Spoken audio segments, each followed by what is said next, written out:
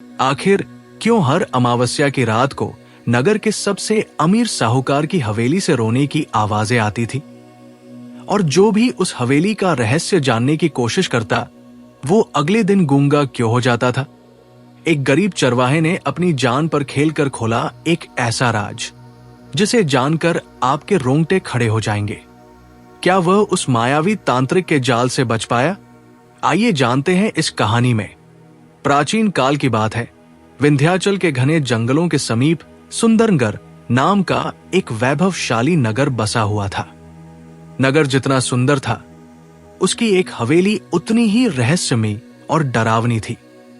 यह हवेली नगर के सबसे धनी व्यापारी सेठ धनीराम की थी। सेठ धनीराम के पास धन संपदा की कोई कमी नहीं थी।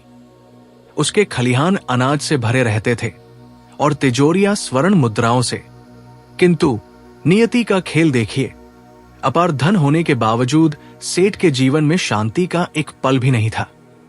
सेठ की एक ही पुत्री थी, सुधा।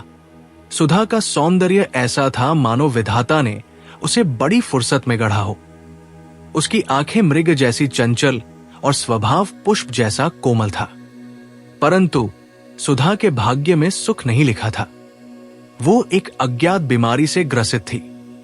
दिन ढलते ही वो सुध बुध खो बैठती। उसका शरीर ज्वर से तपने लगता और वो शून्य में घूरते हुए विचित्र भाषा में बात करने लगती।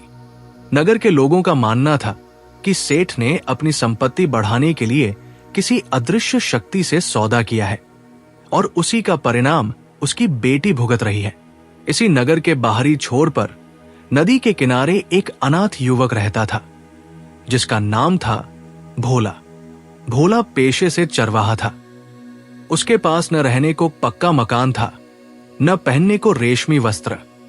उसकी एकमात्र संपत्ति थी उसकी बांसुरी और उसका निश्चल मन। भोला जब अपनी बकरियां चराते हुए बांसुरी बजाता तो हवाएं भी ठिठक कर उसकी तान सुनने लगती थी।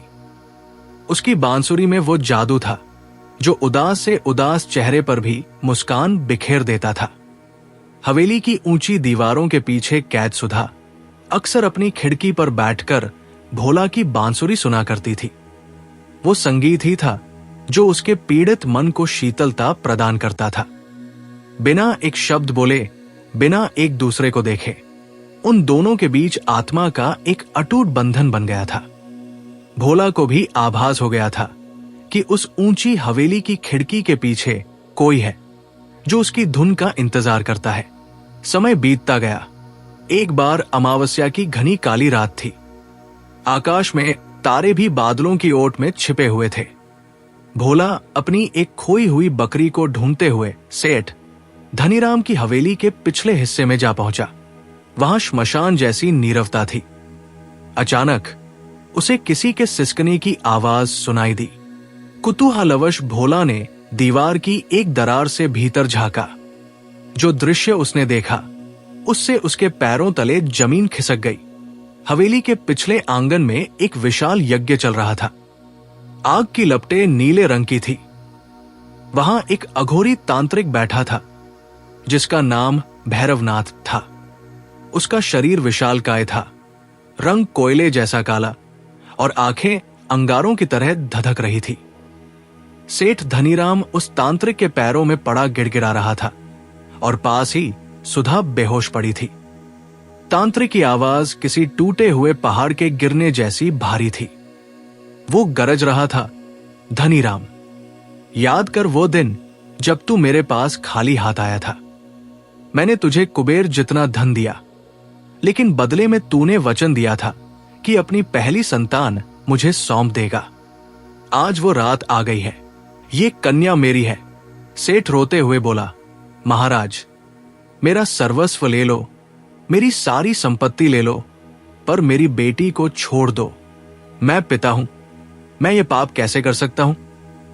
तांत्रिक ने एक क्रूर अट्टहास किया। सौदा तो सौदा होता है, व्यापारी। अब ये कन्या काली घाटी जाएगी। वहां मेरा आश्रम है। इसकी बलि से मैं अमर हो जाऊंगा। इससे पहले कि सेठ कुछ कर पाता, तांत्रिक ने अपनी झोली से मुट्ठी भर काली राख निकाली और हवा में उड़ा दी। देखते ही देखते वहां काला धुआं छा गया। जब धुआं छटा तो सुधा और तांत्रिक दोनों अदृश्य हो चुके थे। सेठ धनीराम पछाड़ खाकर जमीन पर गिर पड़ा। भोला, जो अब तक छिपा हुआ था, अपने आप को रोक न सका। वो साहस करके भीतर गया। सेठ ने उसे देखा तो फूट फूट कर रोने लगा। भोला, मेरा लालच मेरी बेटी को खा गया। वो पिशाच उसे काली घाटी ले गया है। वहां से आज तक कोई जीवित नहीं लौटा। भोला ने दृढ़ता से पूछा, सेठ जी, रोने का समय अब नहीं है। मुझे बस इतना बताइए कि उस दुष्ट का अंत कैसे हो सकता है। हर अंधकार का एक अंत होता है, सेठ ने कांपते हुए कहा। मैंने सुना है कि उस तांत्रिक ने अपनी मृत्यु को अपने शरीर से निकालकर काली घाटी के एक पुराने सूखे कुएं में छिपा रखा है। उस कुएं में एक मायावी कालमंडूक मेंढक रहता है। जब तक वो मेंढक जीवित है, भैरवनाथ का बाल भी बांका नहीं हो सकता। लेकिन बेटा, वो घाटी छलावों से भरी है। वहां इंसान अपने ही मन के जाल में फंसकर पागल हो जाता है। भोला ने अपनी लाठी उठाई और कमर में बांसुरी खोसी। उसने कहा, सत्य और प्रेम से बड़ा कोई मंत्र नहीं होता सेठ जी। मैं सुधा जी को वापस लाऊंगा। भोला उसी रात उस दिशा में चल पड़ा जिधर तांत्रिक गया था। काली घाटी का रास्ता बीहड़ जंगलों और दुर्गम पहाड़ियों से होकर जाता था। जैसे जैसे वो आगे बढ़ रहा था, जंगल घना और भयावह होता जा रहा था। पेड़ों की डालियां ऐसी लगती थी मानो सूखे हुए हाथ हों जो उसे पकड़ने के लिए बढ़ रहे हों। हवाओं में अजीब सी सरसराहट थी। 2 दिन और 2 रात चलने के बाद भोला थककर चूर हो चुका था। तभी उसे एक गुफा के पास आग जलती दिखाई दी। वहां एक अति वृद्ध महिला बैठी थी। वो भीलनी जनजाति की लग रही थी। उसके चेहरे पर झुर्रियों का जाल था, लेकिन आंखों में गजब की चमक थी। भोला को देखते ही वो बोली, आ गया बटोही। मैं जानती थी कि कोई आएगा। पाप का घड़ा जब भरता है तो उसे फोड़ने वाला भी जन्म ले लेता है। भोला ने प्रणाम किया और पूछा, मां, मैं उस मायावी तांत्रिक से कैसे लड़ूं? मेरे पास न अस्त्र है न शस्त्र। वृद्धा ने मुस्कुराते हुए अपनी पोटली से थोड़ी सी विभूति राख निकाली और भोला को दी। उसने कहा, पुत्र, जिस शत्रु से तुम लड़ने जा रहे हो वो तुमसे तलवार या लाठी से युद्ध नहीं करेगा। वो मायावी है। वो तुम्हारे मन से खेलेगा। वो तुम्हारे सामने ऐसे दृश्य रचेगा कि तुम सत्य और मिथ्या का भेद भूल जाओगे। जब तुम्हें लगे कि तुम्हारा विश्वास डगमगा रहा है तो इस विभूति को अपनी आंखों पर लगा लेना। ये तुम्हें वह दिखाएगी जो सच है। वृद्धा ने आगे कहा, और याद रखना, तुम्हारी ये बांसुरी केवल वाद्य यंत्र नहीं है। शुद्ध स्वर में वो शक्ति होती है जो नकारात्मक ऊर्जा को काट सकती है। अपनी पवित्रता को अपना कवच बनाना। आशीर्वाद लेकर भोला आगे बढ़ा। अंततः वो काली घाटी के मुहाने पर पहुंच गया। वहां का दृश्य रोंगटे खड़े करने वाला था। चारों तरफ सिर्फ काली चट्टानें थी। न कोई पक्षी, न कोई जानवर, सिर्फ मौत जैसी खामोशी। घाटी के बीचों बीच एक खंडहरनुमा गुफा थी। गुफा के बाहर तांत्रिक भैरवनाथ हवा में अधर बिना सहारे बैठा ध्यान कर रहा था। उसके नीचे जमीन पर सुधा मूर्छित पड़ी थी। भोला ने ललकारा, अधर्म का अंत निश्चित है भैरवनाथ, छोड़ दे उसे। तांत्रिक ने अपनी लाल आंखें खोली। उसने भोला को देखा और एक व्यंग्यात्मक मुस्कान उसके चेहरे पर तैर गई। एक तुच्छ चरवाहा मुझे चुनौती दे रहा है। मूर्ख, तू यहां आ तो गया है लेकिन वापस नहीं जाएगा। तांत्रिक ने अपनी हथेली खोली और भोला की ओर फूंका। अचानक भोला के आसपास का दृश्य बदल गया। उसे लगा कि वो जंगल में नहीं बल्कि अपने पुराने घर के आंगन में है। सामने उसकी मृत मां खड़ी थी। मां ने बाहें फैलाकर कहा, भोला बेटा, तू कहां आ गया? मेरे पास आ जा, मुझे तेरी बहुत याद आती है। भोला का हृदय द्रवित हो गया। उसकी आंखों से आंसू बहने लगे। वो अपनी मां की ओर बढ़ा। तभी दृश्य बदला। अब उसे सुधा दिखाई दी। सुधा उसे धक्के मारकर कह रही थी, तू यहां क्यों आया? मैं तो अपनी मर्जी से आई हूं। चला जा यहां से, मुझे तेरी जरूरत नहीं। ये वो मायाजाल था जिसकी चेतावनी भीलनी ने दी थी। तांत्रिक भोला की भावनाओं को हथियार बनाकर उसे मानसिक रूप से तोड़ना चाहता था। भोला हताश होकर घुटनों पर बैठ गया। उसे लगा कि उसका पूरा जीवन ही व्यर्थ है। तभी उसके अंतर्मन में वृद्धा की आवाज गूंजी, वो तुम्हारे मन से खेलेगा। भोला ने झटपट अपनी जेब से वो विभूति निकाली और अपनी आंखों पर मल ली। आंखें खुलते ही सारा भ्रम टूट गया। न वहां मां थी, न क्रोधित सुधा। वहां सिर्फ वो डरावनी गुफा थी और तांत्रिक अट्टहास कर रहा था। जब तांत्रिक ने देखा कि उसका मायाजाल विफल हो गया तो वो क्रोधित हो उठा। तू मेरे भ्रम से बच गया, लेकिन अब मेरी क्रोधाग्नि से कैसे बचेगा? तांत्रिक अपने स्थान से उठा और उसने एक भयंकर रूप धारण कर लिया। वो काले धुएं के एक विशाल बवंडर में बदल गया। वो धुआं किसी जहरीले नाग की तरह लहराता हुआ भोला की ओर बढ़ा और उसे जकड़ लिया। भोला का दम घुटने लगा। वो धुआं उसके शरीर को ही नहीं, उसकी आत्मा को भी निचोड़ रहा था। भोला हाथ पैर मार रहा था, लेकिन धुएं पर लाठी का क्या असर होता? उसकी नजर अपनी कमर पर लटकी बांसुरी पर पड़ी। उसने अपनी बची खुची सांसें बटोरी और कांपते हाथों से बांसुरी को होठों से लगाया। जैसे ही उसने राग शिवरंजनी की एक तीव्र और पवित्र तान छेड़ी, वातावरण में एक कंपन हुआ। संगीत के वो शुद्ध स्वर उस काले धुएं को चीरने लगे। तांत्रिक की चीख गूंजी, बंद कर, बंद कर इसे। सच्चाई और पवित्रता की वो ध्वनि उस अधर्मी शक्ति से सहन नहीं हो रही थी। धुएं की पकड़ ढीली पड़ी और भोला आजाद हो गया।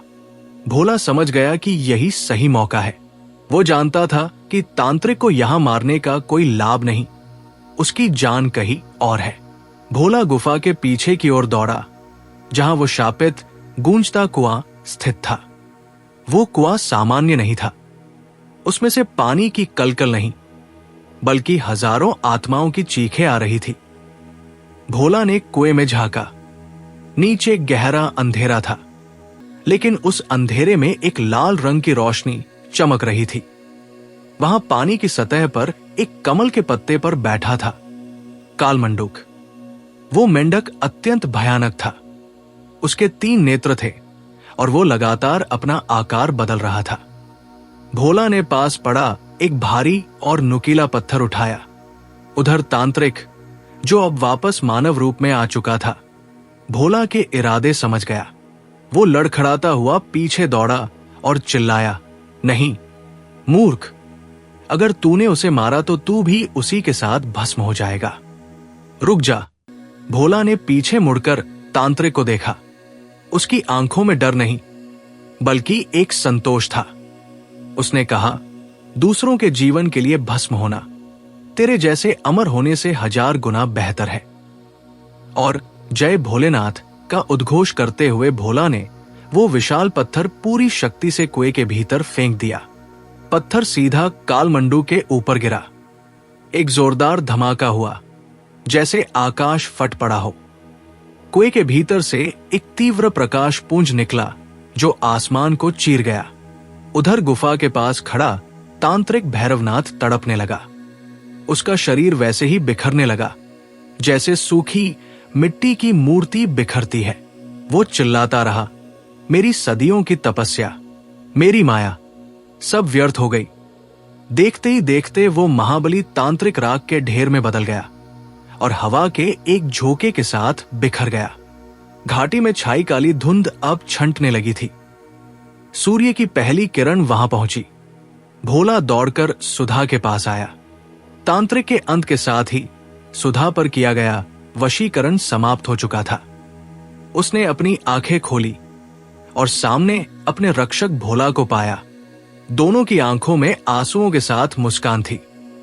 जब वे दोनों सुरक्षित सुंदरगढ़ लौटे तो पूरा गांव अचरज में पड़ गया। सेठ धनीराम ने जब अपनी बेटी को जीवित देखा तो वो भोला के पैरों में गिर पड़ा। मुझे क्षमा कर दो बेटा, मैं धन के मद में अंधा हो गया था। तुमने मुझे मेरी बेटी ही नहीं, मेरी इंसानियत भी लौटा दी। सेठ ने अपनी हवेली के द्वार गरीबों के लिए खोल दिए और अपनी काली कमाई का प्रायश्चित किया। उसने एक भव्य समारोह में सुधा और भोला का विवाह कराया, लेकिन भोला ने हवेली के ऐशो आराम को ठुकरा दिया। उसने कहा, शांति महलों की दीवारों में नहीं, खुले आकाश और संतोष में है। भोला और सुधा ने गांव के किनारे एक छोटी सी कुटिया बनाई और सादगी से जीवन व्यतीत करने लगे। अगर आपको यह पौराणिक कथा पसंद आई हो तो इसे लाइक और शेयर करें और चैनल को सब्सक्राइब करना ना भूलें। तो मिलते हैं अगली नई कहानी के साथ। धन्यवाद।